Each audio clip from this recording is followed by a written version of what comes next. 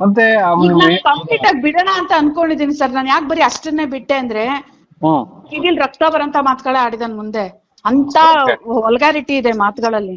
So ಅದನ್ನೆಲ್ಲ ಬಿಡೋದ್ ಬೇಡ, ಜನಗಳ ಕೇಳಿಸ್ಕೊಳ್ಳೋದ್ ಬೇಡ ಅಂತ ನಾನು ಅದನ್ನ ಬಿಟ್ಟಿಲ್ಲ. ಸಂಪೂರ್ಣವಾದ ಆಡಿಯೋ ಇದೆಯಾ ಮೇಡಮ್?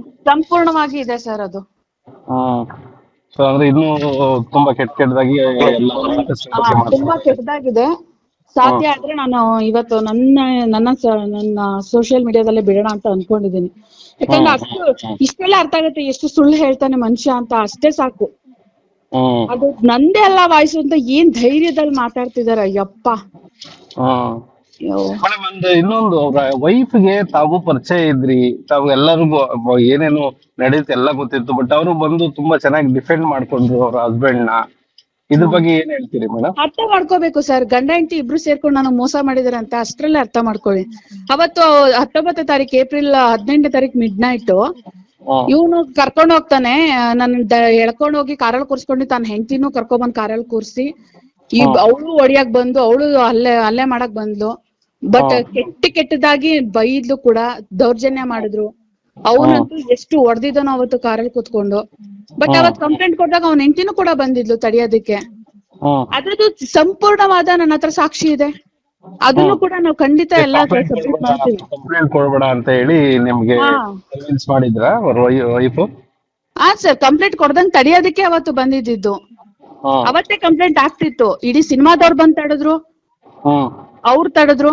ನನ್ಗೆ ಸರ್ ಇವತ್ ನಾನ್ ಕಂಪ್ಲೇಂಟ್ ಮೆಟ್ಲೆ ಇರೋದು ನನಗೆ ಮೋಸ ಆಗಿದೆ, ನಾನು ಅನ್ಯಾಯ, ನನ್ಗೆ ಅನ್ಯಾಯ ಆಗಿದೆ, ದೌರ್ಜನ್ಯ ಆಗಿದೆ ಅನ್ನೋ ಒಂದೇ ಕಾರಣಕ್ಕೆ ನಾನು ಮೆಟ್ಲೆ ಇರಿದ್ದೀನಿ.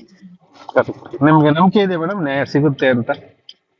ಸರ್ ನಂಬಿಕೆ, ನ್ಯಾಯ ಎಲ್ ಸಿಗುತ್ತೆ? ಖಂಡಿತ ನ್ಯಾಯ ಸಿಗುತ್ತೆ ಸರ್. ಅದು ಹಿಂಗೆ ಹಂಗೆ ಅಂತಿಲ್ಲ, ಗೊತ್ತಿಲ್ಲ ಅಲ್ಲಿ ಎಲ್ ಸಿಗುತ್ತೆ ಅಂತ ಗೊತ್ತಿಲ್ಲ ನ್ಯಾಯ, ಬಟ್ ನ್ಯಾಯ ಸಿಗುತ್ತೆ ಅನ್ನೋ ನಂಬಿಕೆ ಇದೆ ಸರ್ ನನ್ಗೆ. ಈಗ ಮಡೆನೂರ್ ಮನು ರಿಲೀಸ್ ಆದ ತಕ್ಷಣ ಒಂದು ಸ್ಟೇಟ್ಮೆಂಟ್ ಹೇಳ್ತಾರೆ, ನನ್ಗೆ ಮೊದ್ಲೇ ಕುಣಿಗಲ್ ಬಳಿ ಮೊಟ್ಟೆ ಹೊಡೆದಿದ್ರು, ಅಲ್ಲೇ ಮಾಡಿದ್ರು, ಬಟ್ಟೆಗಳನ್ನ ಹರಿದಾಕಿದ್ರು. ಸೊ ಇದೆಲ್ಲ ಪೂರ್ವ ಬಿಂಬಿತ, ಮೊದ್ಲೇ ಪ್ಲಾನ್ ಮಾಡಿದ್ರು, ಈಗ ನನ್ಗೆ 3 ವರ್ಷದ ಶ್ರಮನ ಹಾಳು ಮಾಡಿದ್ದಾರೆ, ಸೊ ಇದೆಲ್ಲ ಪ್ಲಾನ್ಡ್ ಅಂತ ಅವ್ರು ಒಂದು ಸ್ಟೇಟ್ಮೆಂಟ್ ಕೊಟ್ಟಿದ್ದಾರೆ.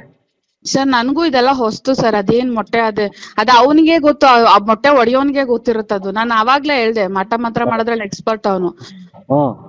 ಅದೇನ್ ಮೊಟ್ಟೆ ಹೊಡೆದಿದ್ರು, ನಂಗೆ ಇದು ಎಲ್ಲಾ ವಿಷಯನೂ ಹೊಸ್ತೆ. ಅದು ಅವ್ನ ಬಾಯಲ್ಲಿ ಕೇಳ್ತಿರೋದೇ ಹೊಸ್ತು. ಮತ್ ಅದೇನ್ ಹಲ್ಲೆ ಮಾಡಿದ್ರು ಅದ್ ಕರೆಕ್ಟ್ ಆಗಿ ಹೇಳಿ, ಹೆಂಗಾಯ್ತು, ಎಲ್ಲಿ ಬಂದಾಯ್ತು, ಇದೇನಾಯ್ತು ಕರೆಕ್ಟ್ ಆಗಿ ಹೇಳ್ಬೇಕು.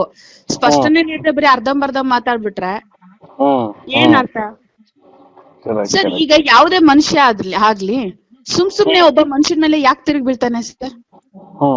ನನ್ನ ಸಿಂಪಲ್ ಕ್ವೆಶನ್ ನಾನ್ ನಿಮ್ಗೆ ಕೇಳೋದು, ಯಾಕೆ ತಿರುಗಿ ಬೀಳ್ತಾನೆ? ಅವನೇನ್ ದೊಡ್ಡ ದೇವ್ರ? ಅವನು ದೇವ್ರ ಎದುರುಗಡೆ ಸರಿ, ಅವನು ಆ ಗುಣ ಇದ್ರೆ ನಾವ್ ತಿರುಗಿ ಬೀಳಕ್ಕಾಗತ್ತಾ? ಅಂದ್ರೆ ಇವರು ಈ ಎಲ್ಲವನ್ನ ನಿಮಗೆ ಮೋಸ ಮಾಡಿದ್ದಾಗಿರ್ಲಿ, ಎಲ್ಲವನ್ನ ಒಂದು ಕಮರ್ಷಿಯಲ್ ಕಂಟೆಂಟ್ ಇಂದ, ಅಂದ್ರೆ ಒಂದು ದುಡ್ಡು ಮಾಡುವಂತಹ ಮನಸ್ಥಿತಿಯಿಂದಾನೇ ಮಾಡಿದ್ರು ಅಂತನಾ? ನಂಗೆ ಯಾರು ಇಲ್ಲ ಸರ್ ಹೇಳೋರ್ ಕೇಳೋರ್. ನಾನು ಈಗ್ಲೂ ಕೂಡ ಇರೋದು ಒಬ್ಳೆ. ಸೊ ಇವಳಿಗೆ ನಾವ್ ಮೋಸ ಮಾಡಿದ್ರೆ ಯಾರು ಕೇಳಕ್ ರೈಟ್ಸ್ ಇಲ್ಲ.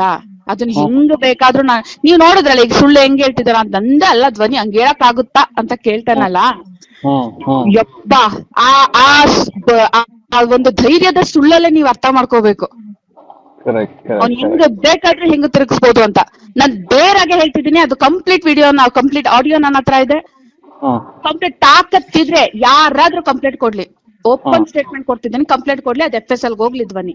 ನಮ್ಮ ವಿಜಯವಾಹಿನಿ ನ್ಯೂಸ್ ಚಾನೆಲ್ನಲ್ಲಿ ಪ್ರಮೋಷನ್, ಜಾಹೀರಾತು, ಅಡ್ವರ್ಟೈಸ್ಮೆಂಟ್ ನೀಡಲು ಸಂಪರ್ಕಿಸಿ 9535808456.